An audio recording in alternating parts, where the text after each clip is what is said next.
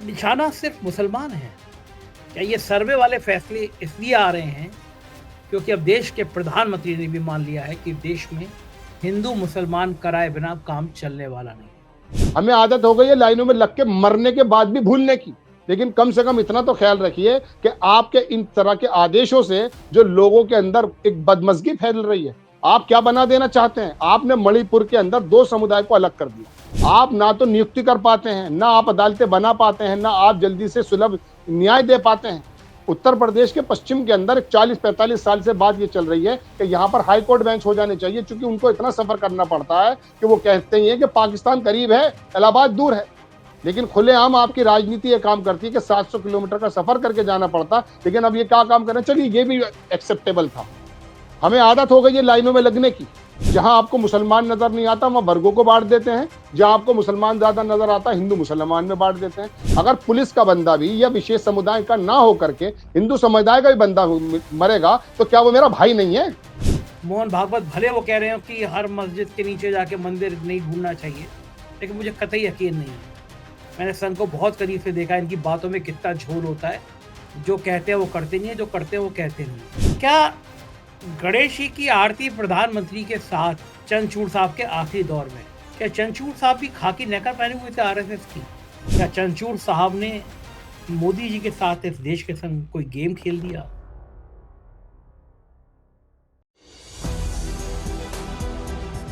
नमस्कार, मैं हूं संजय शर्मा। आप देख रहे हैं 4 पीएम न्यूज नेटवर्क।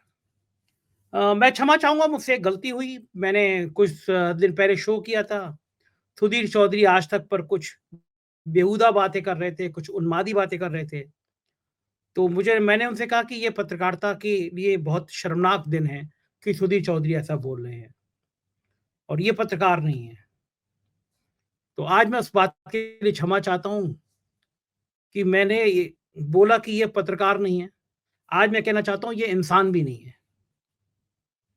और मैं कहना चाहता हूँ कि जो चैनल देश का सबसे बड़ा चैनल होने का दावा कर रहा है, इस समय समाज में वो जो ज़हर बो रहा है, उसके लिए शायद आने वाला इतिहास कभी माफ़ नहीं करेगा।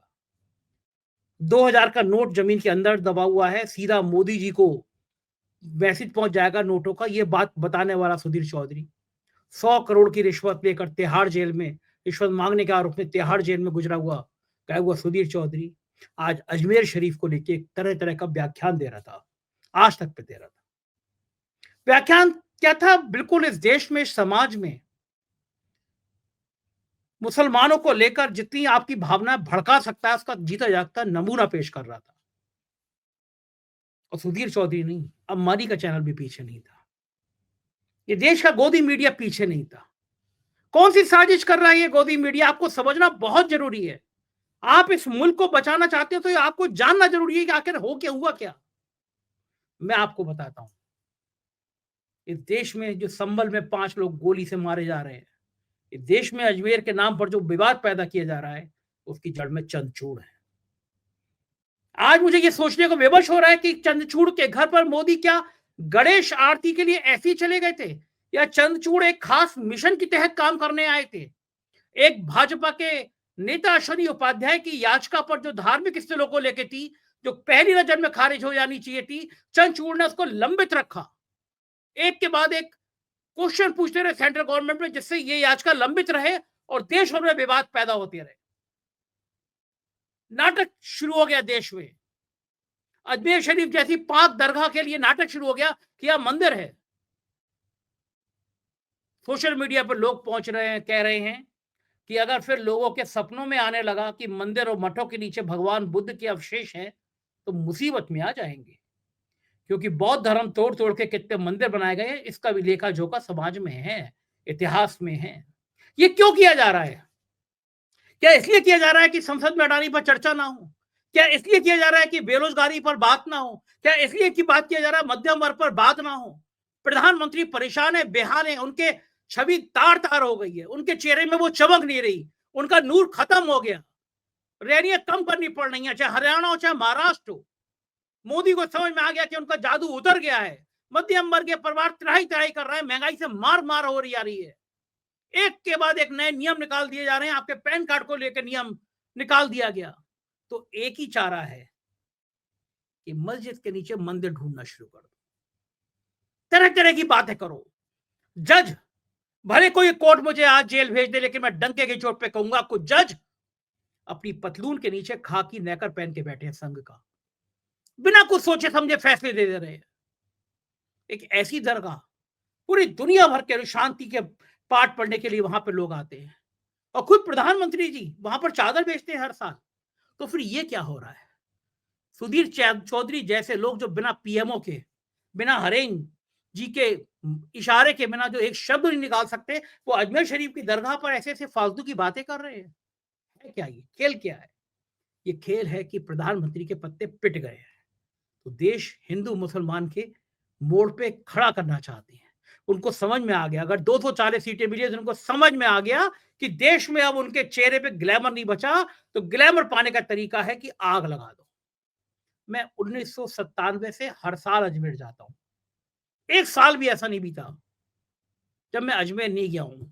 1997 से लगातार हर साल गया हूं। मुझे वहां बड़ा सुकून मिलता है। मैं वहां पे ख्वाजा साहब के पास बैठता हूं, मुझे बड़ा भरोसा मिलता है। और मैं कहूंगा कि मैं आज जहां तक हूं, मुझे अंदर एक एहसास होता है कि वो मेरे साथ है, मेरा उनका आशीर्वाद मेरे साथ है, एक रूहानी ताकत मुझे महसूस होती है। मैं क्या, पूरी दुनिया के जितने मुसलमान आते होते हैं, हिंदू आते हैं, और आप वहां दरगाह के नाम पर एक फसाद खड़ा करना चाहते हैं। कहा भी जाता है इरादे बनते हैं टूट जाते हैं, अजमेर वही जाते हैं जिन्हें ख्वाजा बुलाते हैं। मुझे याद है जब परवेज मुशर्रफ भारत आया, तो उसे पूछा गया भारत में जाने के बाद सबसे बड़ी इच्छा क्या है आपकी? तो उसने कहा कि मैं भारत आने के बाद अजमेर जाना चाहता हूँ, ख्वाजा के दीदार करना चाहता हूँ। आगरा में अटल बिहारी वाजपेयी जी के साथ उसकी वार्ता थी, और उसके बाद उनको अजमेर जाना था। वार्ता इतनी तनावपूर्ण हो गई कि उनको बीच छोड़कर, बीच रास्ते से उनको अजमेर की जगह पाकिस्तान वापस जाना पड़ा। तब लोगों ने ये लाइनें सुनाई, इरादे बनते हैं टूट जाते हैं, अजमेर वही जाते हैं जिनको ख्वाजा बुलाते हैं। और उन ख्वाजा के नाम पर आज देश में नफरत का ये कारोबार हो रहा है। बहुत अच्छे रिपोर्टर है राशिद जहीर, मैंने उनसे विस्तार से बातचीत की है, आपको सुनवाता हूँ ये बातचीत की, इस पूरी घटना के पीछे खेल क्या है। और आपसे गुजारिश है कि आज तक जैसे चैनल, अंबानी जैसे चैनल की इस नफरती राजनीति के झोल में मत आइए, वरना आपकी और आपकी आने वाली पीढ़ियां आपको ही कोसेंगी। कोसेंगी कि दुनिया के देश तरक्की पे जा रहे हैं, दुनिया के देश विकास कर रहे हैं, और हम लोग मस्जिदों के नीचे मंदिर ढूंढते फिर रहे हैं। क्या यही है भारत?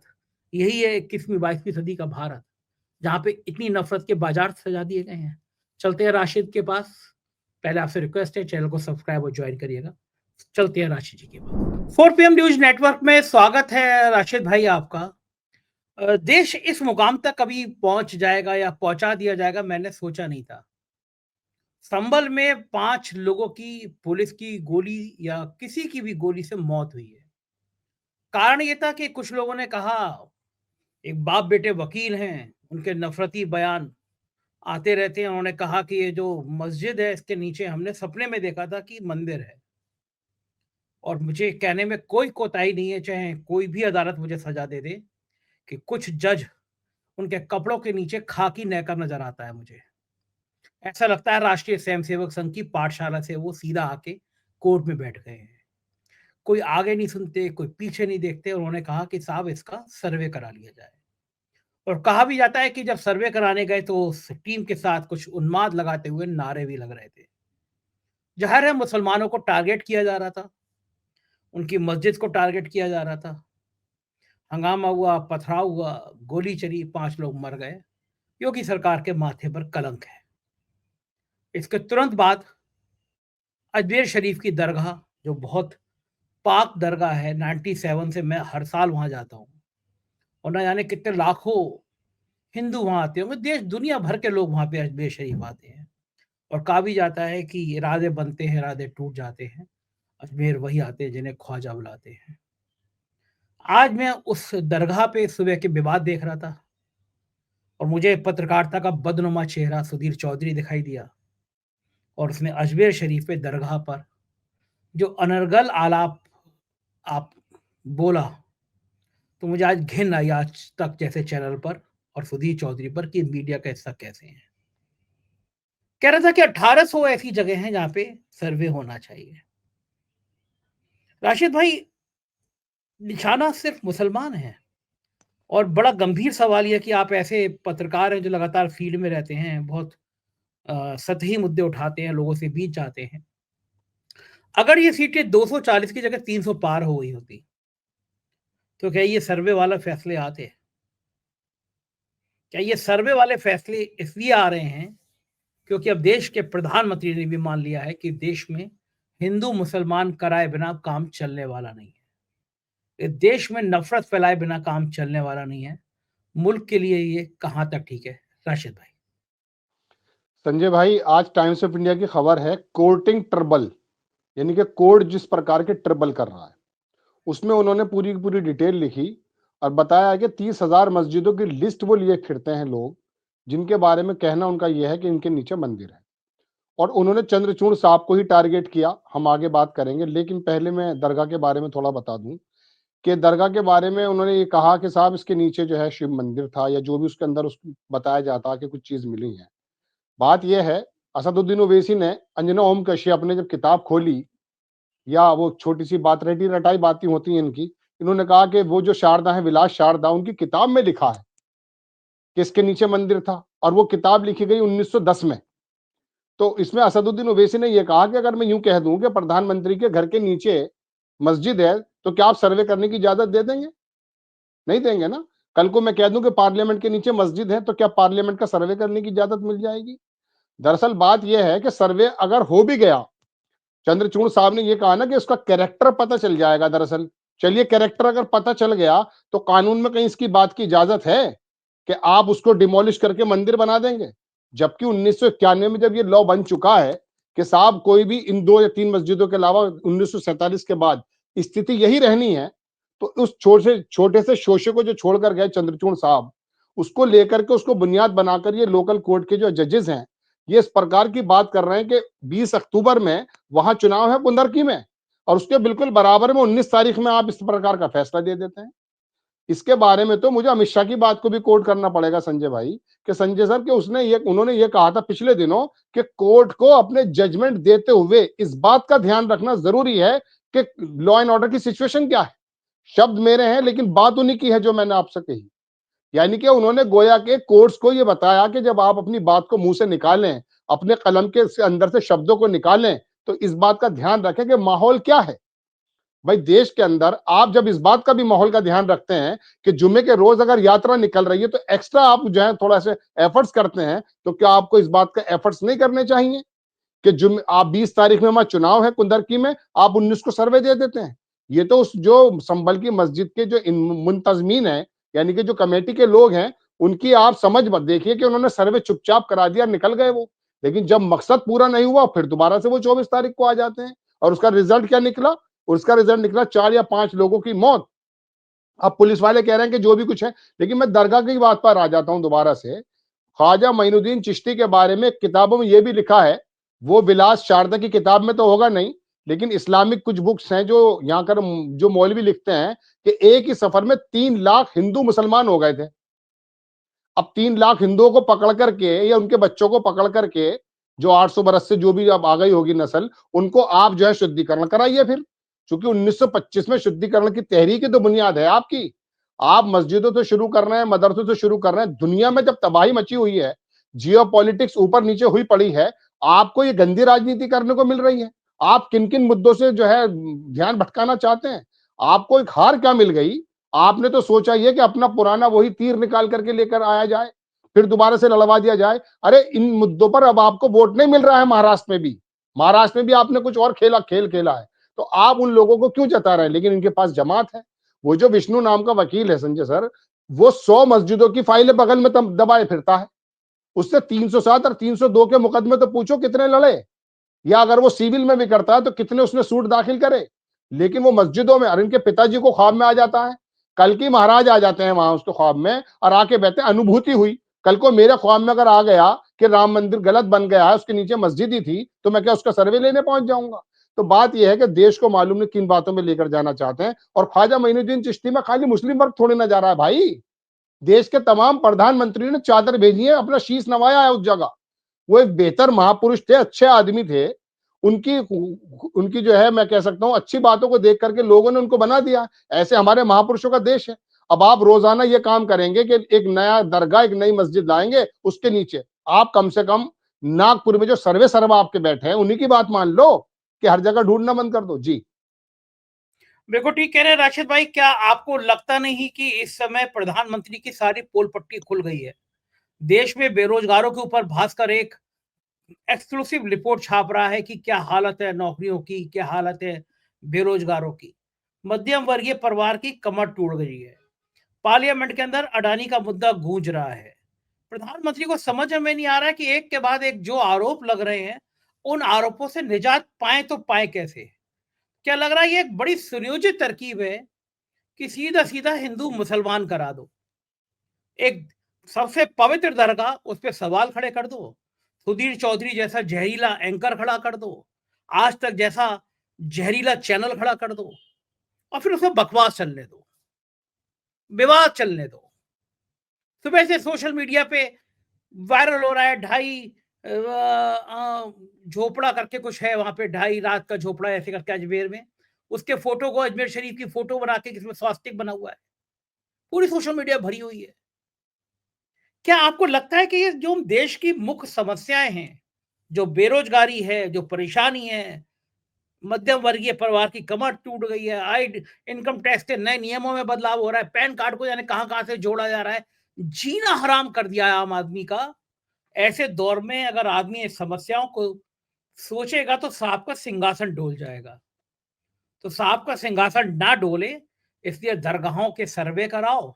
मालूम है कि मुस्लिम थोड़ा भड़केंगे, थोड़ा गुस्से में आएंगे, और हिंदू कम्युनिटी को मौका मिलेगा, उग्र हिंदू कम्युनिटी का। मैं आज भी मानता हूं कि बहुमत का हिंदू कम्युनिटी मेरे जैसा है, जो 97 से 97 से आज तक एक साल भी ऐसा नहीं हुआ जब मैं अजमेर शरीफ की दरगाह नहीं गया। मुझे सुकून मिलता है वहां पे जाके। मैं अपना पोस्ट में भी लिखता हूँ, मुझे बहुत अच्छा लगता है। और मेरी जिंदगी में तो गरीब नवाज की बहुत दुआएं हैं। मतलब मैं मानता हूँ कि गरीब नवाज की सीधी सीधी दुआएं हैं मेरे साथ। मेरे को यकीन होता है, विश्वास होता है, इनके कहने से वो बहुमत वाला हिंदू गुस्से में नहीं आने वाला।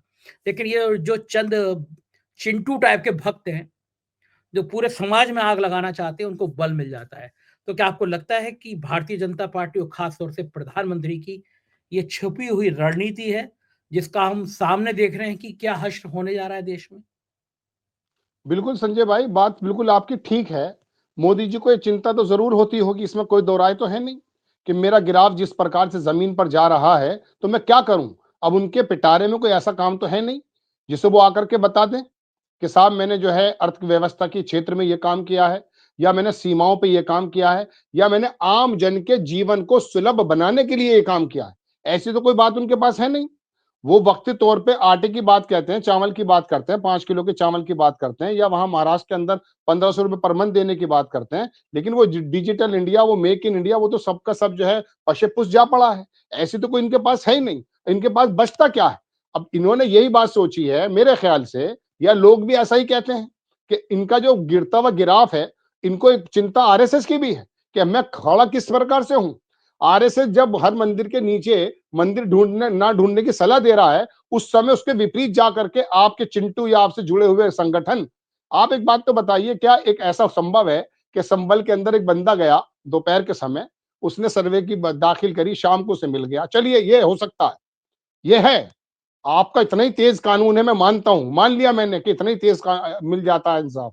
लेकिन वहां का जिलेधिकारी 1 सेकंड के अंदर अपने कपड़े बदल कर आता है और आकर के फौरन मस्जिद में पहुंच जाता है। मतलब 4-6 घंटे के अंदर ही सारे काम हो जाते हैं। आपकी अगर इस तरह की कानून व्यवस्था है तो मैं तो सलाम करता हूं। लेकिन बाकी केसों में भी तो बताइए कि सिंकारा पीकर आए हो आप।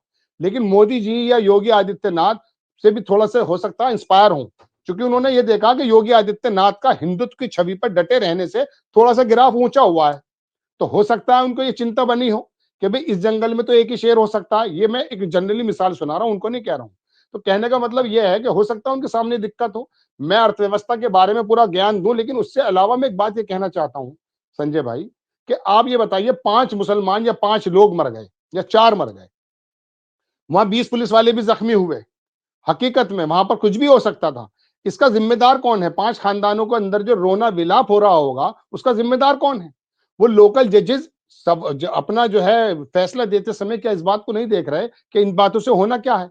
अरे आपकी अदालतों के अंदर पेंडिंग पड़े हुए हैं कई सौ जज, कई हजार जज, उनकी रिक्वायरमेंट है आपकी अदालतों में। आपकी अदालतें पर्याप्त नहीं है, ज्यादा अदालतें बनने की जरूरत है। हर बार लाइव एंड लॉ के अंदर खबरें आती हैं, आप ना तो नियुक्ति कर पाते हैं, ना आप अदालतें बना पाते हैं, ना आप जल्दी से सुलभ न्याय दे पाते हैं। उत्तर प्रदेश के पश्चिम के अंदर 40-45 साल से बात ये चल रही है कि यहां पर हाई कोर्ट बेंच हो जाने चाहिए, क्योंकि उनको इतना सफर करना पड़ता है कि वो कहते ही है कि पाकिस्तान करीब है, इलाहाबाद दूर है। लेकिन खुलेआम आपकी राजनीति ये काम करती है कि 700 किलोमीटर का सफर करके जाना पड़ता। लेकिन अब ये क्या काम कर रहे हैं, चलिए ये भी एक्सेप्टेबल था। हमें आदत हो गई है लाइनों में लगने की, हमें आदत हो गई है लाइनों में लग के मरने के बाद भी भूलने की। लेकिन कम से कम इतना तो ख्याल रखिए कि आपके इन तरह के आदेशों से जो लोगों के अंदर एक बदमजगी फैल रही है, आप क्या बना देना चाहते हैं? आपने मणिपुर के अंदर 2 समुदाय को अलग कर दिया, आपने पंजाब के अंदर 2 समुदाय को अलग कर दिया, आपने जम्मू और वैली घाटी को 2 अलग कर दिया, आपने महाराष्ट्र के अंदर मराठा गैर मराठा कर दिया, आपने हरियाणा के अंदर जाट गैर जाट कर दिया। आप चाहते क्या हैं? जहां आपको मुसलमान नजर नहीं आता वहां वर्गों को बांट देते हैं, जहां आपको मुसलमान ज्यादा नजर आता है हिंदू मुसलमान में बांट देते हैं। ये चीजें इतनी इंपॉर्टेंट हैं कि मेरी अर्थव्यवस्था के लिए बहुत ज्यादा जरूरी है। अगर है तो मैं तो संजय सर आपसे भी रिक्वेस्ट करूंगा कि चलिए हम भी खुदाई इसमें शुरू हो जाते हैं। मैं एक बात और बता दूं, मेरे पास ये बाहर के रिपोर्टर का डाटा है, मैं नाम नहीं बताऊंगा कौन सी जगह का है, लेकिन उसका कहना यह कि भारत के मंदिरों में 2500 टन, 2500 टन सोना है। और मैं दरगाहों की बात भी कर रहा हूं आपसे, वहां पर भी आप अपने हमारी अर्थव्यवस्था के लिए इतना कीजिए कि जो बड़ा बड़ा सोना पड़ा हुआ है कम से कम उनसे कहिए कि हमारे देश के अंदर हर एक आदमी कर्जदार बन चुका है। मध्य प्रदेश के अंदर हालात खराब है, भुखमरी के हालात हैं। 71 करोड़ लोग जब 100 से 200 रुपए के बीच में झूल रहे हैं, इन्हीं के डाटा के अनुसार 81 करोड़ लोग जब लाइन में लगे हुए हैं राशन के, इन्हीं के डाटा के अनुसार, तो हमें ये सोना दे दीजिए। जरा सोना मांग कर तो दिखा दो पंडित जी से या वहां के जो मोहतमी में। आपको खुदाई का तो आ जाता है दिमाग में, लेकिन आप सोना भी तो दोनों पक्षों से मांगो। फिर स्वामी प्रसाद मौर्य की उस बात पर ना आया जाए जिसने उसने कहा था कि तमाम मंदिरों के नीचे जो है मठ मौजूद है। आज भी उनका वीडियो काफी ट्रोल हो रहा है।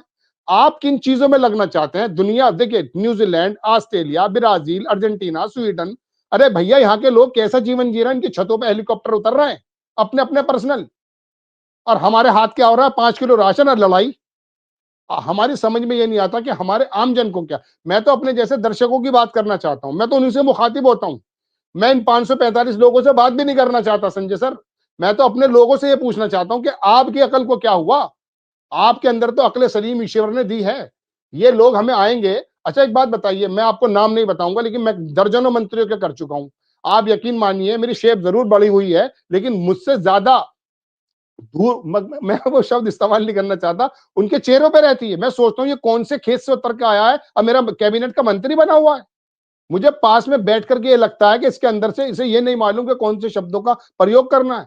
हमारे सरों पर आप बैठ जाते हैं आकर और हमें चलाते हैं। तो हम तो आम जनता से, दर्शकों से सिर्फ इतना पूछना चाहते हैं कि आप ये बताइए मरने वाला कौन से परिवार का है? अमित शाह का बेटा तो बन गया आईसीसी का बंदा, दुनिया कह रही ये आम लफ्जी बातें हो गई, लेकिन फर्क कोई नहीं पड़ता। एक वो शोशा छोड़ देते हैं मंदिर और मस्जिद दरगाह का, और हम सब लोग जो है जोम्बी बन जाते हैं। अरे हम जोम्बी क्यों मर रहे हैं? मरने वाले किसी नेता का लड़का मरा है संभल में, बताइए आप।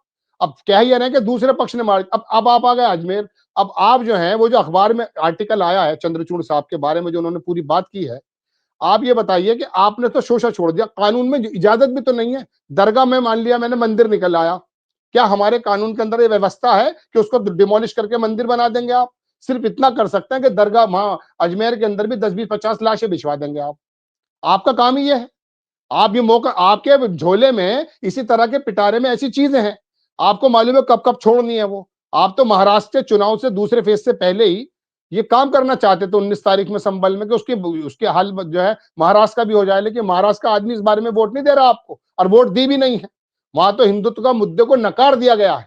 आप एक बात ये देखिए, मुंबई के अंदर जब 1500 रुपए की घोषणा हुई कि शिंदे साहब देंगे, तो जहां चुनाव थे हरियाणा में, महाराष्ट्र में ज्यादा दूर नहीं थे, 26 तारीख में तो कार्यकाल ही खत्म हुआ है। तो चुनाव आयोग ने एक चरण में ना करा करके सिर्फ इसलिए कि शिंदे साहब 2 या 3 किस्तें एक साथ दे देंगे उनके जेब में। और वहां हालात ये हैं कि वहां के बैंकों के, संजय सर मुंबई कहते तो है कि बड़ा समृद्ध है, बड़ा वाणिज्य है, लेकिन मैं वहां 10 बरस रहा हूं। वहां हालात ये है कि हिंदुस्तान का सबसे बड़ा सर्विस क्लास तबका यदि कहीं रहता तो मुंबई महाराष्ट्र में रहता है। ओबीसी ओबीसी बहुत बड़ा तबका वहां मौजूद है। वहां हालात बद से बदतर हैं। वहां के दूसरी जगह देखेंगे किसानों का सबसे बड़ा आपको पोर्शन नजर आएगा जो आत्महत्या करने वाला है। आप उनको जो है ना 1500 रुपए जब देते हैं, देखिए मैं सच कह रहा हूं आपसे, मैं ये नहीं कह रहा कि वो बिल्कुल हो गया है, लेकिन इसका बहुत बड़ा असर जरूर पड़ा है। हालांकि मैं उस रिजल्ट को नहीं मान रहा हूं, मैं दरगाह पे आने वाला हूं, लेकिन आपने आखिर वक्त में ये जो काम किया है, विनोद दुआ किसी जमाने में कहा करते थे, वो अंग्रेजी का शब्द था यूबीआई, यूनियन कुछ इस प्रकार के था कि वो बेसिक इनकम करना चाहते हैं, यानी कि वो ब्राइब देना चाहते हैं चुनाव से पहले। आप 1500 रुपए महीना देने के बाद अब क्या करेंगे बताइए? आप तो डिजिटल और मेक इन इंडिया की बातें कर रहे थे ना। बहरहाल ये जो है, एक बात और भी है, तो हम अपने जख्मों की बातें कर रहे हैं, क्योंकि जब एक जख्म की बात होती है तो दूसरा निकल कर सामने आ जाता है। लेकिन मसला यह है कि आप किस माहौल में आकर के देश को किस महाने पर लेकर जाना चाहते हैं। अरे बराबर में सीख तो लो, मस्जिदों में कत्लो गारत हो रहे हैं पाकिस्तान के। हमारे हालात तो ऐसे मत करो, हमें तो बड़ी अच्छी कंडीशन पे लाकर छोड़ा था यूपी की गवर्नमेंट ने, हमारी हालात कुछ बेहतर थे। और वो गवर्नमेंट अगर रिपीट भी हो जाती, आप पाकिस्तान से कंपेयर हमेशा करते रहते हैं, 91 में चीन हमारे साथ खड़ा था, उससे तो कंपेयर कीजिए। आप अपनी सीमाओं की बात कीजिए, नहीं कर रहे। आपको ये देखिए हालात में कहीं से कहीं ले जा रहा हूं बात, कि हमारा एनएसए अमेरिका जाने से डर रहा है। हमारे पे दुनिया भर के समन्स आ रहे हैं, दुनिया भर की रिपोर्ट्स हमारे खिलाफ आ रही हैं। ट्रंप हमसे उल्टी नजर से देख रहा है।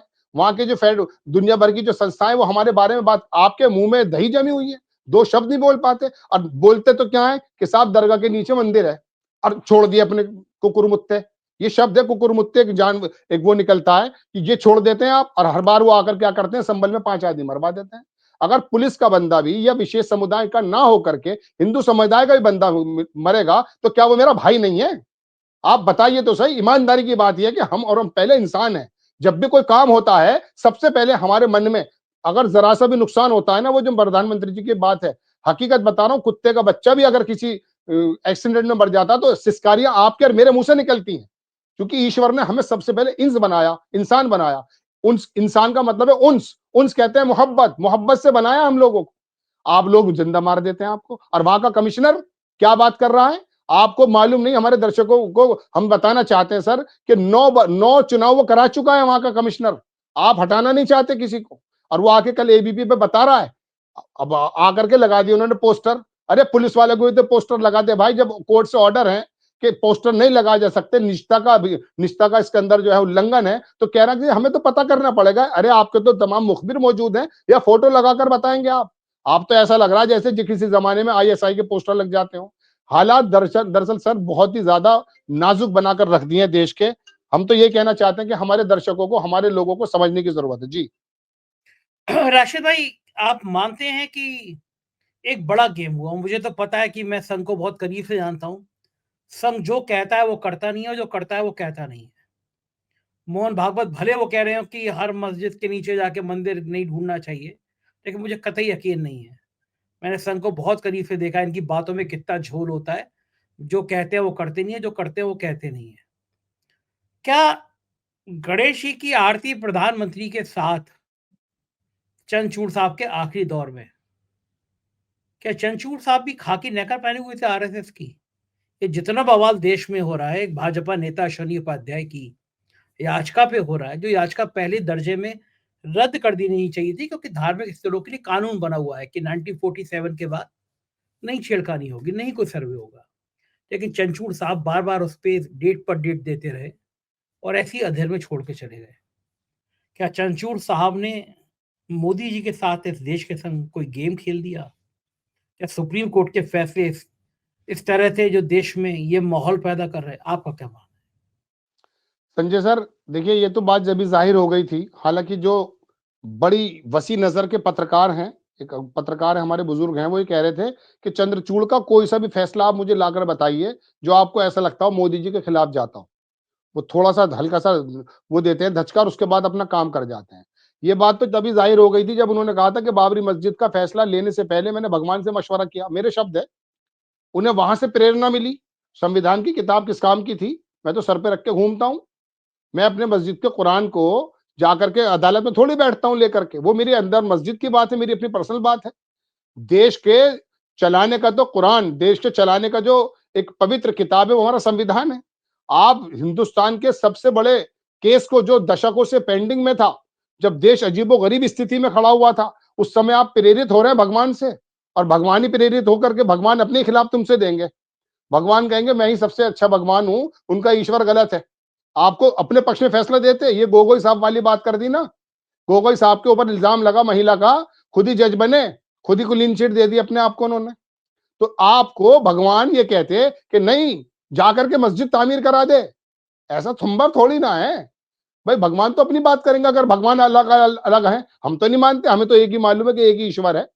तो कहने का मतलब ये तो पता जब ही चल गया था कि इन्होंने प्रेरणा कहां से ली है, और वो प्रेरणा मुंह से बाद में बोली है, वो जब मोदी जी पहुंचे हैं और तमाम चीजें देखिए, बहुत ज्यादा रखना पड़ता है। मेरा एक दोस्त है सर, वो मुझसे थोड़ा सा उम्र में बड़ा है, वैसे 2-3 साल।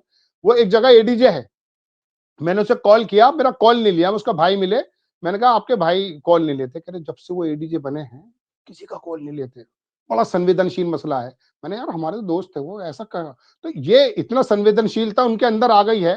तो आप तो सीजीआई थे, आपके घर पर जाकर के आरती चल रही हैं, आप दिखाते पोजीशन कि मैं रिटायरमेंट के बाद आऊंगा, बताऊंगा, अभी नहीं, अभी नहीं है ये काम, अभी नहीं होगा। होता है, बहुत से लोगों ने ऐसा किया है, बहुत से लोगों ने ऐसे नजीरें पेश की हैं। तो चंद्रचूड़ साहब की वो शोषा छोड़ा है, वही तो ये लोकल जज चंदोसी का और यहाँ पर अजमेर का जज जो है उसी का तो फायदा उठा रहा है। मैं तो उन जजेस से यही सवाल करना चाहता हूँ, क्योंकि कानून का ज्ञाता तो मैं हूं नहीं, मैं तो आप जैसे लोगों के साथ रह के 2 शब्द सीख गया सर। मैं पूछना चाहता हूँ कि सर्वे में निकल भी आया तो कानून की किताब में वो कानून तो बताओ, या तो 91 का खत्म कराओ।